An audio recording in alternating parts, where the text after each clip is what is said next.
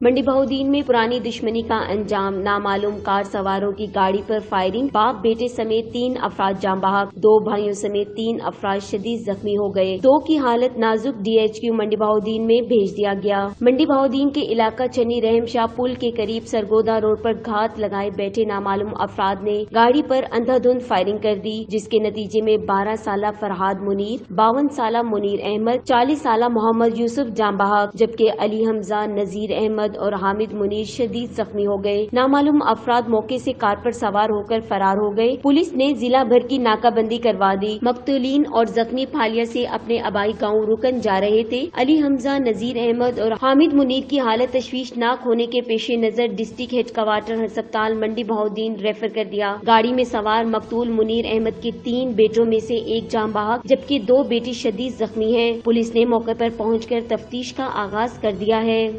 Talat Mahmood, Chenab news, Mandi Bahauddin.